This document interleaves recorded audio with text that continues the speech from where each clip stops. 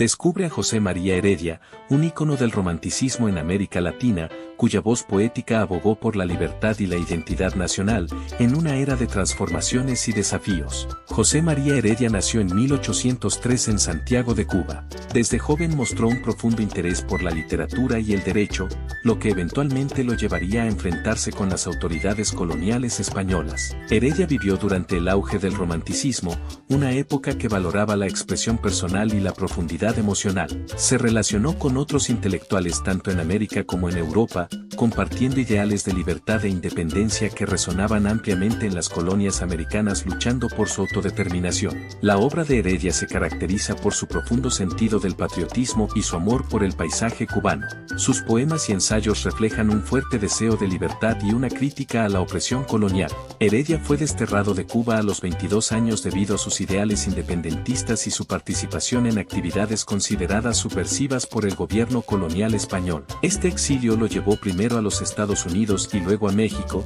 donde continuó su labor literaria y política. José María Heredia es conocido mundialmente como uno de los precursores del romanticismo en América Latina. Su obra no solo influyó en la literatura hispanoamericana, sino que también fue un símbolo del sentimiento anticolonial y de la lucha por la independencia en la región. Entre sus poemas más conocidos están En el Teocalli de Cholula, que medita sobre la historia y la civilización, y Oda al Niágara, donde el poder y la majestuosidad de la naturaleza se convierten en un símbolo de libertad y resistencia. Estos poemas destacan por su intensidad emotiva y su profundo simbolismo. Los libros más destacados de Heredia incluyen poesías que compila la mayoría de sus poemas más famosos. Este libro es crucial para entender no solo su evolución como poeta sino también la evolución del pensamiento político y social de la época. José María Heredia, con su pluma y su espíritu indomable, dejó un legado imborrable que continúa inspirando a poetas y soñadores alrededor del mundo. Su obra permanece como un testimonio elocuente de la lucha por la libertad y la identidad nacional en tiempos de cambio.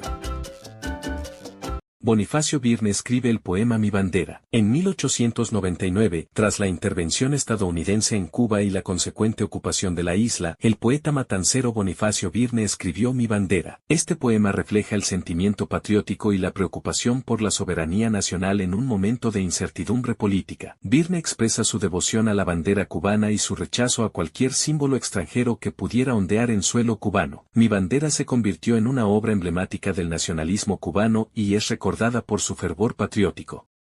Domingo del Monte, el padre de la literatura cubana. Domingo del Monte es una figura central en la historia de la literatura cubana. Aunque nació en Caracas, Venezuela, en 1804, su vida estuvo profundamente ligada a Cuba, donde se convirtió en un pilar de la vida cultural y literaria del siglo XIX. A través de su trabajo como crítico, editor y mecenas, Del Monte ayudó a forjar una literatura nacional que reflejara la realidad de su tierra adoptiva. Desde joven, Del Monte mostró un interés apasionado por las letras. Radicado en La Habana, su hogar se convirtió en un punto de encuentro para los escritores y pensadores más destacados de la época. Estas tertulias literarias eran un hervidero de ideas y creatividad, donde se discutían temas literarios, sociales y políticos. Su labor como crítico literario fue esencial para la formación de una identidad literaria cubana. Del Monte promovió la escritura que capturara las costumbres, los paisajes y la vida cotidiana de la isla. Obras como Cecilia Valdés de Cirilo Villaverde y los poemas de Gertrudis Gómez de Avellaneda encontraron en él un apoyo crucial. Sin embargo,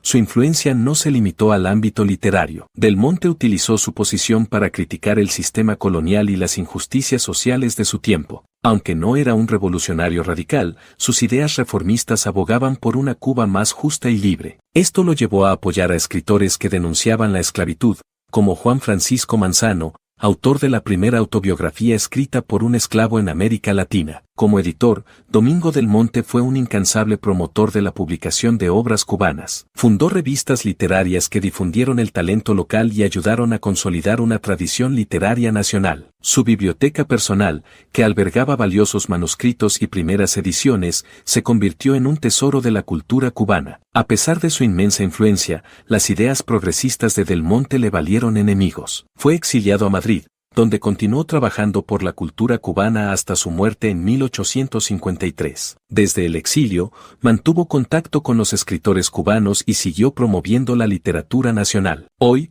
Domingo del Monte es recordado como el padre de la literatura cubana. Su visión de una literatura comprometida con la realidad social y cultural de su pueblo sigue siendo una guía para los escritores contemporáneos. Su legado perdura en cada palabra que celebra y defiende la esencia de Cuba. ¿Quién fue José Antonio Saco? José Antonio Saco, nacido en Bayamo, Cuba, el 7 de mayo de 1797, marcó la historia cubana con sus ideas y acciones. Este intelectual y patriota luchó por la independencia de Cuba, rechazó la anexión a los Estados Unidos y dejó un legado en el pensamiento político y social. Acompáñanos a conocer su vida y obra. Primeros años y su formación intelectual. Desde joven, Saco mostró pasión por el conocimiento. Estudió en el Seminario San Basilio y en el San Carlos de La Habana, destacando por su brillantez. A los 21 años, asumió la cátedra de filosofía, siguiendo los pasos de su maestro Félix Varela, y comenzó a moldear su pensamiento político y social. Su lucha contra la anexión y su exilio. En la década de 1830, Saco se opuso firmemente a la anexión de Cuba a los Estados Unidos,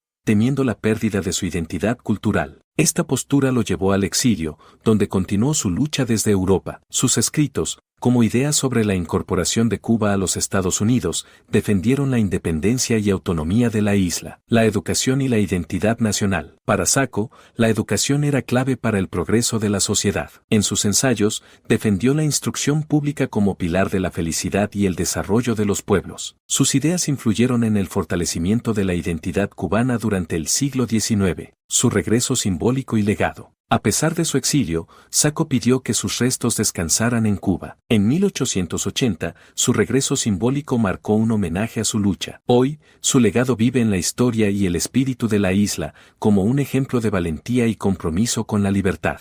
Hoy conoceremos la historia de Fermín Valdés Domínguez, un patriota incansable y amigo inseparable de José Martí. Nacido en La Habana en 1852, Fermín fue testigo de los abusos del régimen colonial desde su juventud. Estudió medicina, pero su verdadero propósito siempre fue luchar por la independencia de Cuba. Fermín fue compañero de estudios de José Martí en el colegio de Rafael María de Mendive. Juntos, fueron arrestados por sus ideales independentistas, un evento que marcó profundamente a ambos. Mientras Martí fue desterrado, Fermín fue encarcelado. Durante la Guerra de Independencia, Fermín Valdés Domínguez continuó luchando, tanto en el campo de batalla como en la prensa, denunciando los crímenes de la corona española y defendiendo a sus compatriotas. Fermín fue un hombre que jamás se rindió. Su lealtad y valentía son un ejemplo de cómo la amistad y el patriotismo pueden forjar el destino de una nación. Hoy exploramos la vida de Félix Varela, un hombre adelantado a su tiempo cuya influencia perdura hasta hoy. Nació en La Habana en 1788 y es recordado como sacerdote, filósofo y defensor de la independencia cubana. Destacado por su inteligencia y pasión por la educación, desde su cátedra en el Seminario de San Carlos promovió ideas revolucionarias que impactaron a toda una generación. En 1821, fue elegido diputado en las Cortes de España, donde propuso la abolición de la esclavitud y la independencia de Cuba, lo que le valió el exilio. Durante su estancia en Estados Unidos, continuó su labor fundando periódicos y escuelas para inmigrantes. Considerado uno de los padres del pensamiento independentista cubano, Varela demostró que la lucha por la justicia no tiene fronteras, siendo recordado como un héroe y un visionario en la defensa de los derechos humanos. ¿Por qué los cubanos quieren tanto a Félix Varela? No fue general, no peleó con machete, pero el padre Félix Varela es uno de los cubanos más queridos. ¿Por qué es así? Porque fue el primero que enseñó que ser cubano era algo distinto. No solo nacer en la isla, sino pensar por ti mismo, luchar por lo justo, aunque te cueste todo. Los poderosos vendían caña y silencio, pero él encendía cabezas y corazones. Varela no mandaba, educaba, no gritaba, sembraba ideas, no pedía gloria, regalaba fe. Desde el exilio ayudó a pobres, defendió a inmigrantes, escribió para una Cuba libre sin pedir nada a cambio. Por eso los cubanos lo quieren, porque fue decente cuando eso costaba la vida, porque predicó con el ejemplo, porque amó al pueblo como un padre. No fue mártir de machete, fue mártir del alma. Varela vive donde alguien piensa con fe y con dignidad.